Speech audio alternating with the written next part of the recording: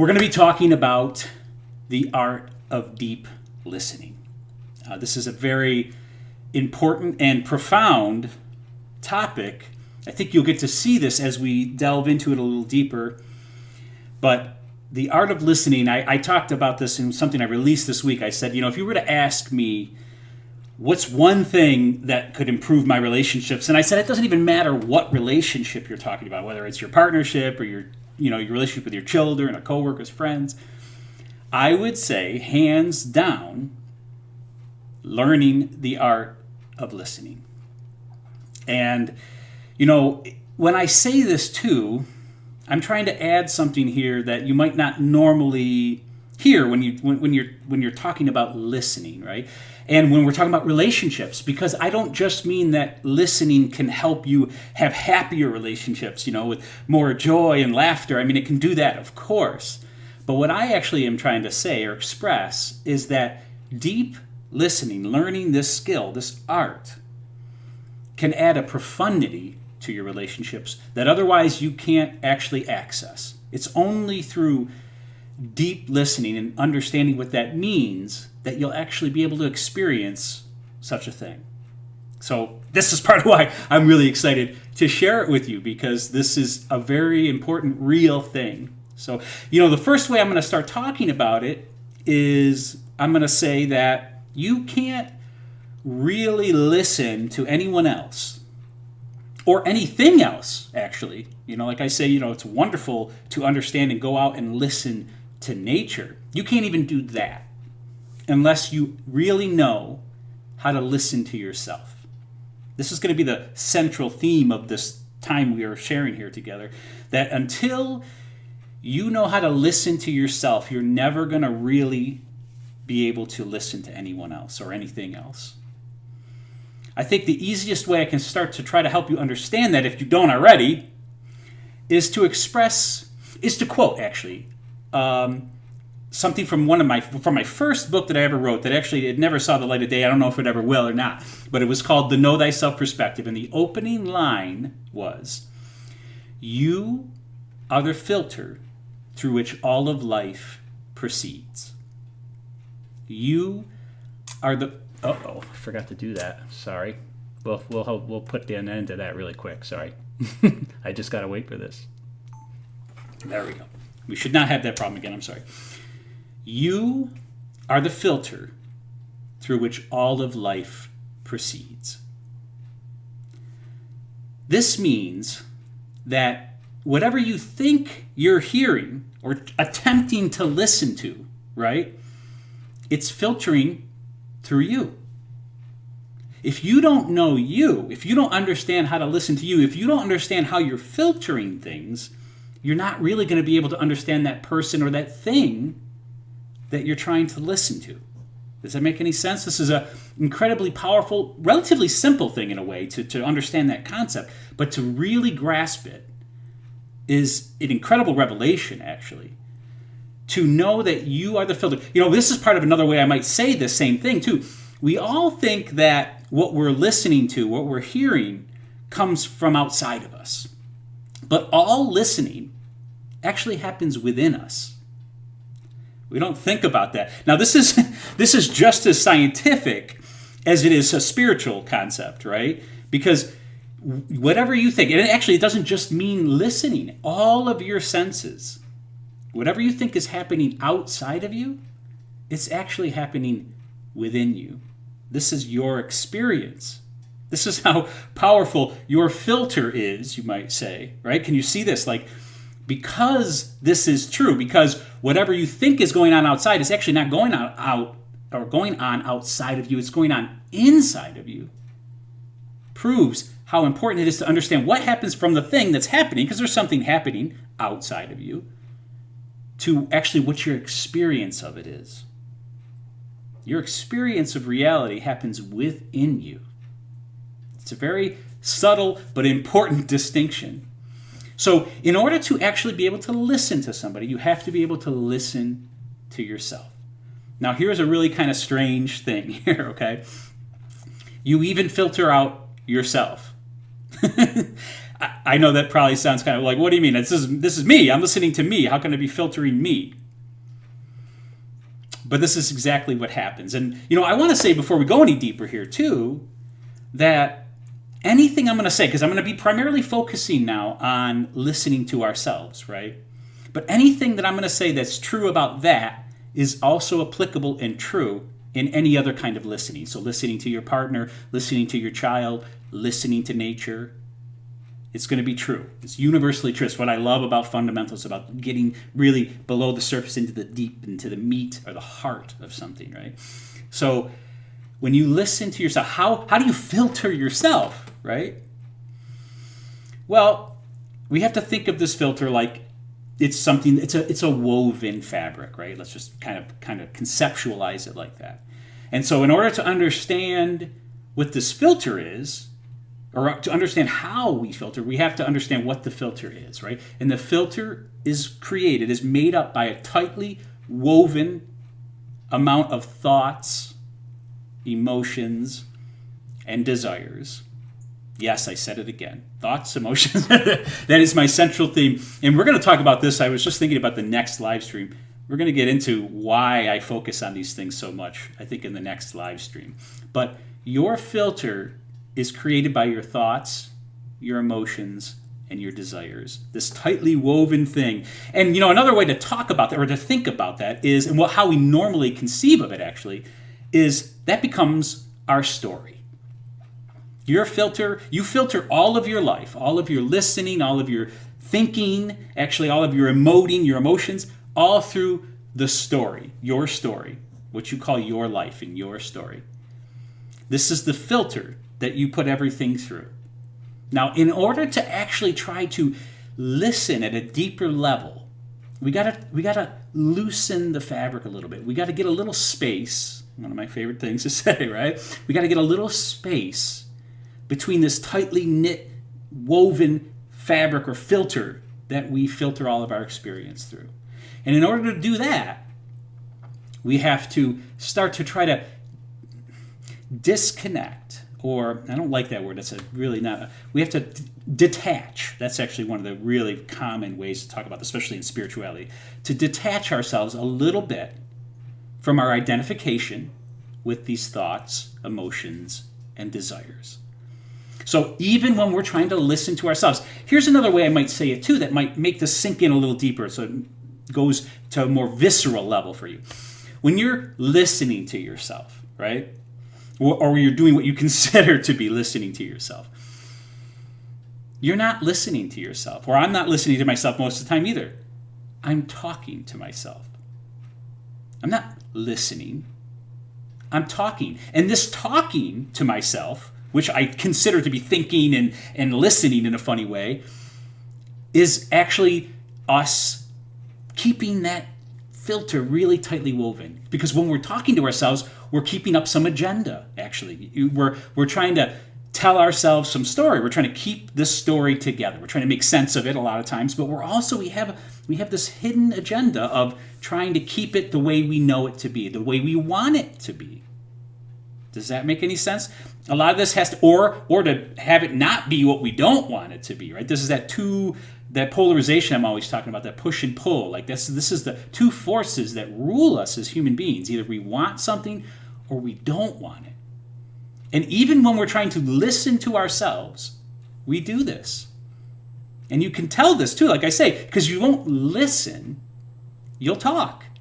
You'll start telling yourself, you're going to hear this thought or emotion or whatever's going on inside, right? And then you're going to start feeding into it. You're going to start telling yourself things about it. You're going to start feeling things about it. You're going to get caught up in the story of it. But in order to actually listen, you have to try to slow that down a little bit. You have to try to loosen the fabric, put a little space in there.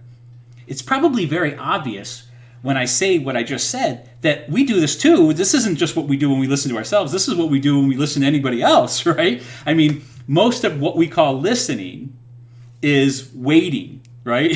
to say what it is we want to say, to put in the thing that we want to put in, to curve this conversation back to something that we understand or that we want, This is what we usually call listening. We don't really let it down. Give the space. Stop. Listen. So that's, again, we're talking about somebody else potentially, but let's go back to listening to ourselves. So how are we going to, what does that mean, right? Okay, I get it. Yeah, I talk to myself. Okay.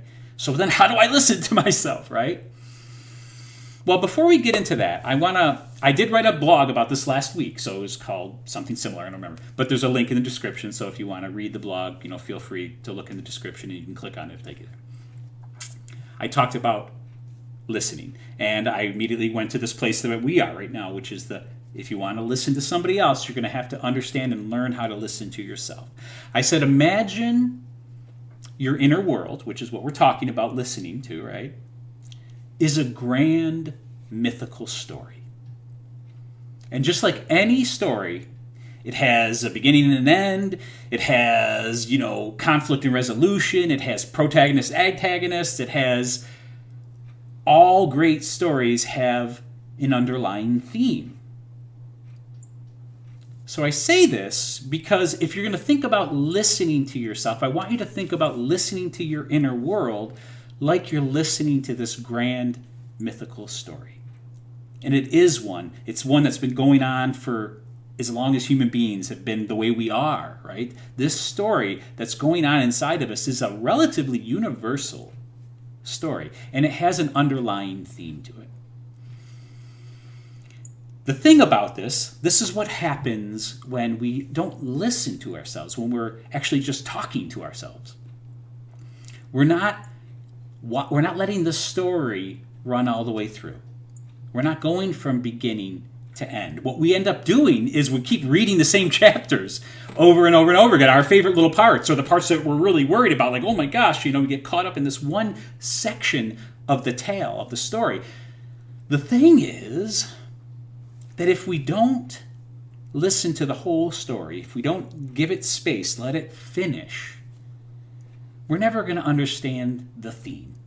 We're never going to truly understand what the story's trying to tell us. So to do this with ourselves, now, of course, what do you mean? Listen to the end of the story? I mean, does that mean when I'm dead? Is that when I'm going to be able to listen to myself? No. And of course, that's the inevitable end of all of us, right?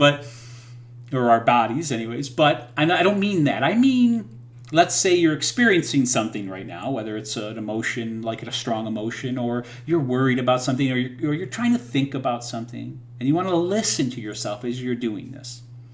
You need to give this some space. You need to actually listen. So that means you have to try to gently, very gently, open yourself up a bit and not feed in to whatever that is that's going on. Just listen.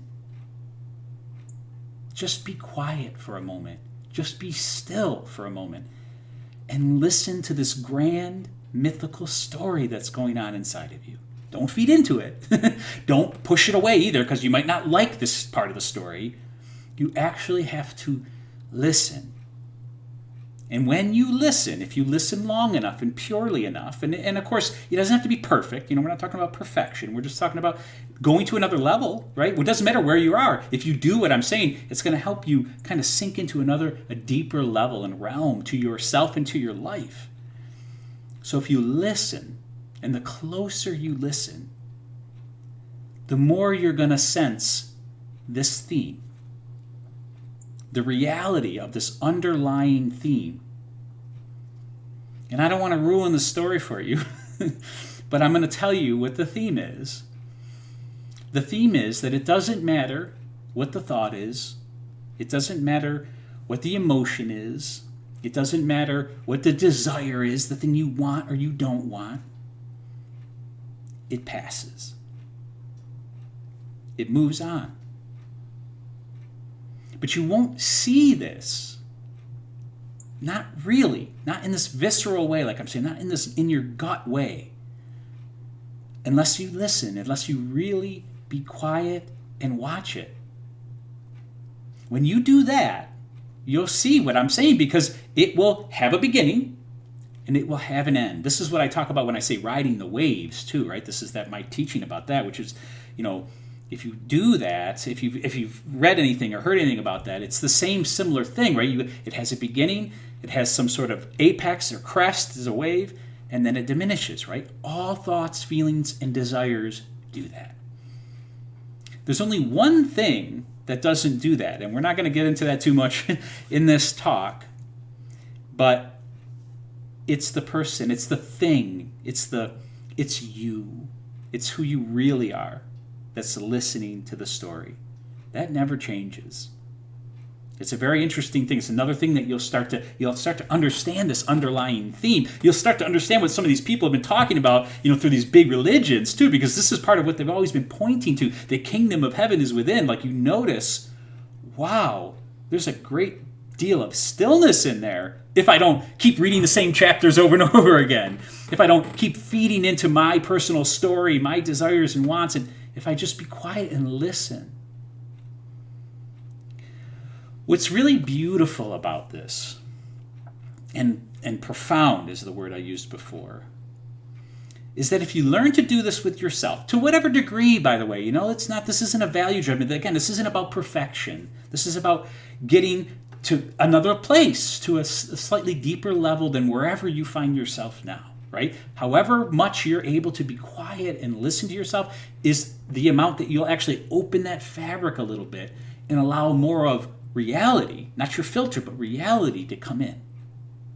So the more you're able to do that, the more you're going to be able to listen to your partner. Listen to your child who desperately wants to be heard, right? I've had to struggle so much in my life. I hope you know that. Like, I'm not trying to lecture, Listening to my children, because I'm a talker, right? So it's hard for me sometimes to actually do exactly what I'm saying because I have a natural impulse to talk. But man, they really love to be listened to. And I can only do that when I set down my story, when I loosen the fabric of my thoughts and my thinking, because that's what makes me want to say something to them, right? Because I have some wisdom or I have something I want to share. But I can't really listen unless I set that down. And only to the degree to which I set that down. Does that make sense? But again now, see, I can't do that unless I understand that I'm not my story. How could I possibly set something down unless I understand that it's set downable, right? Because otherwise we run around thinking this is who we are. There's no separation between the two things, right? This is just who I am. I'm a talker. No, I'm more than a talker. I can be a listener too. And it brings me great joy when I do it.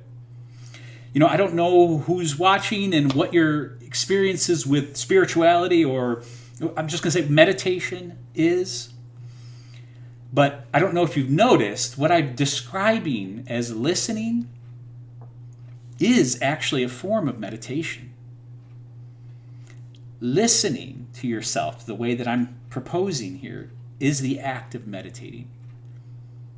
It's the act of surrender, of letting go, of loosening the fabric a little bit. Another way to talk about that I did in the blog, is very simple, but I want to point it out. And then I want to say that, I want to encourage too, because I see we do have some watchers, and please, if you have a question, if there's something, ask it. I love the questions. It's just my favorite part for sure, because otherwise it's just me talking. So I love the questions. The other part that I pointed out is that true listening is allowing.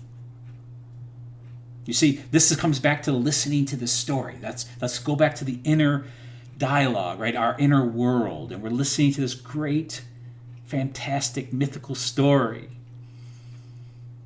We have to allow it to play out. We can't hold on to the same parts that we love or the parts that we're afraid of that we can't let go of because we're afraid if we don't keep repeating these parts in our head, it's going to come true again in the future, right? This is like how we worry. This is part of what fear is all about, right? We keep ruminating over these things. We can't let go because we're holding on. I'm really excited. I'm so close to releasing my new online course that's going to be totally free, as I keep talking about, The Real Approach. And it's all about allowing, which is what we're doing, listening. We have to allow it in. And then letting go is to allow it out. That's the movement. It's actually the same. It's like the two sides of the same coin sort of thing. Can you feel that? Allowing and letting go. It's a sort of the same fluid motion. You have to allow it in, and then you have to let it go. If you allow the fear in, which you need to do, you can't push it away. Fear will haunt you otherwise, right? You have to allow the fear in. It's scary, but then you have to let it go. Otherwise, you get caught in the same chapter of the book. Right? So listening is allowing. I mean, this is really simple when you think about it. When you think about talking to somebody else, right? You have to allow them to talk, right? You have to actually allow that to happen. And in order to allow listening, you have to let go of your story. You have to let go of what it is you want to say. I hope you can see this. And when you do this, I hope you can also see the profound nature that lies there. Here's the thing too. Okay, so once you start learning how to listen to yourself, you're going to start seeing this underlying theme that I'm talking about. You're going to start understanding that I'm not my story. I mean, it's part of me. It's not that it has nothing to do with you, of course, right? It's your story.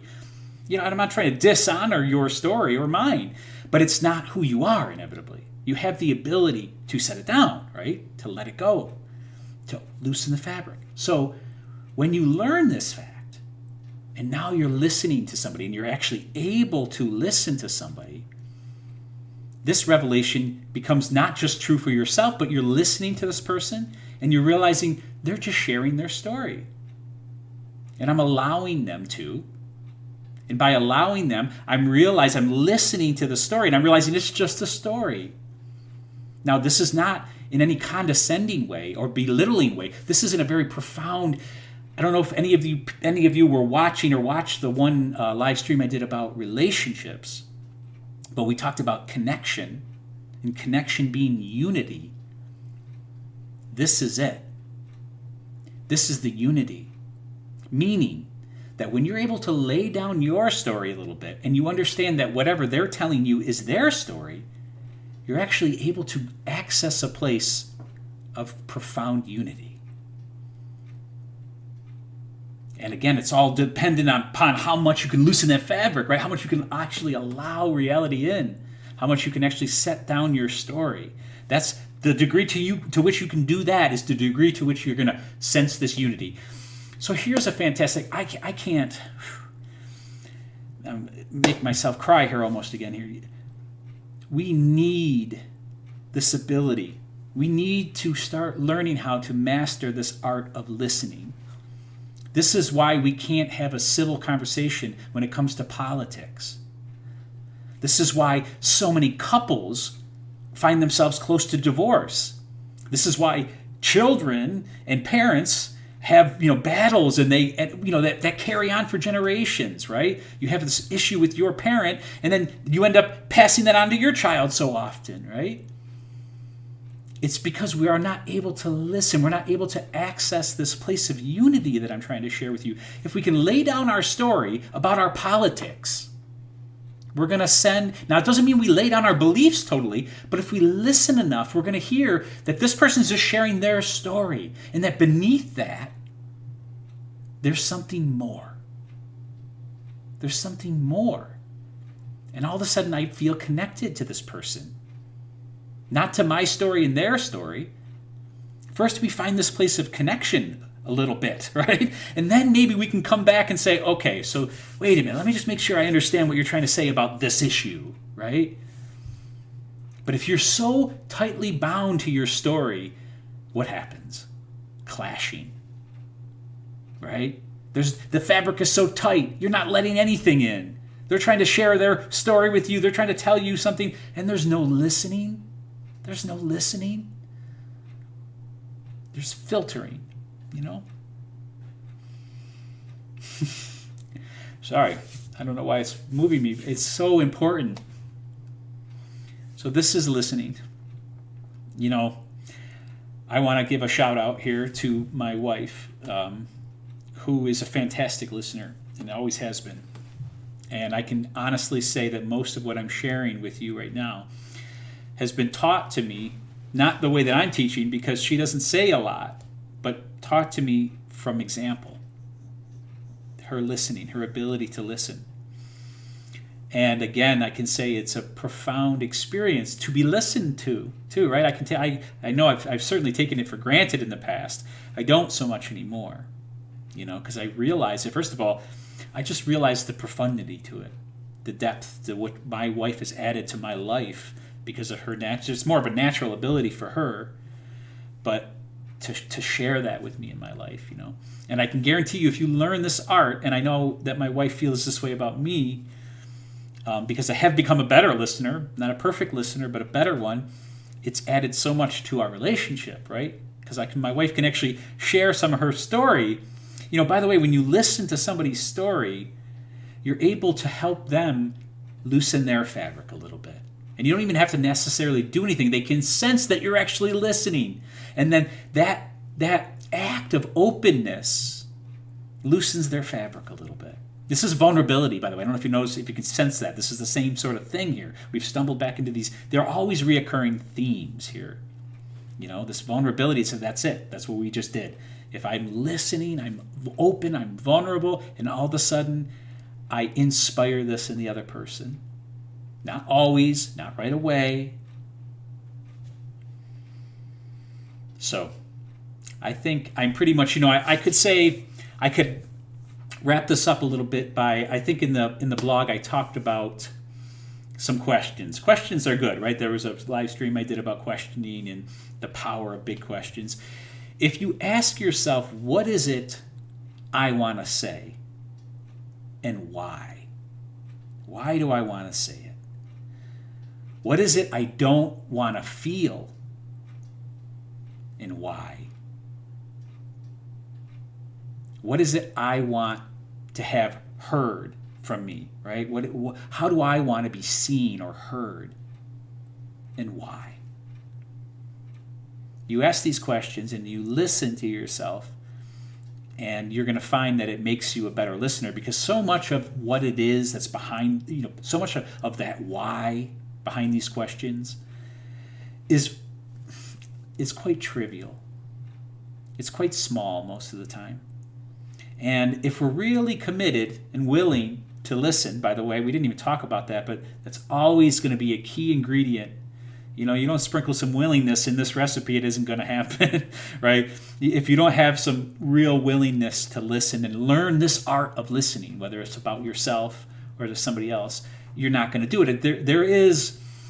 There's a habit to talking, to thinking, to feeling, right? So in order to kind of open that fabric a little bit, to give it that space, it takes some effort. And you have to be willing to do it, right? But if you're willing to do it, you'll notice a whole new dimension to life opens, It really does. So I'm going to say Happy Mother's Day. Mother's Day it actually is probably either my favorite or one of my favorite holidays, and that might sound kind of strange, but that's because of my mom. And I hope you're watching, Mom. And Happy Mother's Day.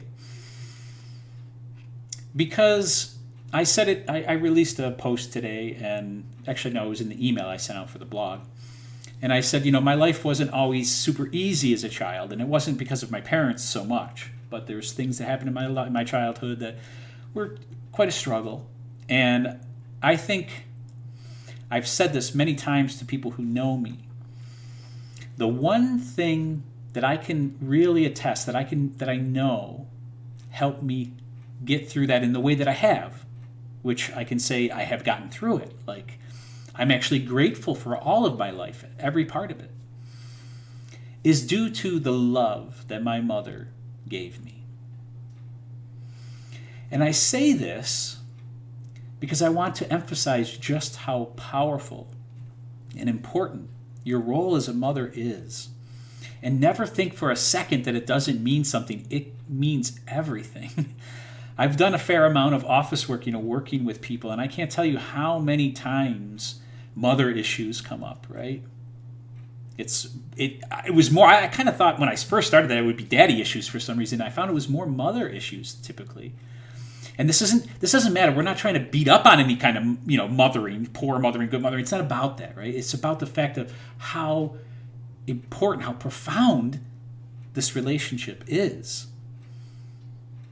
So never think for a minute that you're not doing something incredibly important. I've said, being a mother is more important than voting will ever be. I'm sorry. Because you are the product of, I don't even know how many mothers, right? What we pass on to our children is what lasts. Governments fall, right? What we pass on to our children, and I mean the depth to which I'm trying to express here, this is what lasts. This is your greatest contribution. The same thing for fathers, obviously, right? So I want to thank all of you. I know that every mother does the best job she can do. It doesn't matter if it's great or terrible. We're all doing our best. I do truly believe that. And I bow to you for doing your best. And I want to say, Happy Mother's Day. So I don't think we have any questions. And I will say, as I always do, thank you for your time. It's very precious.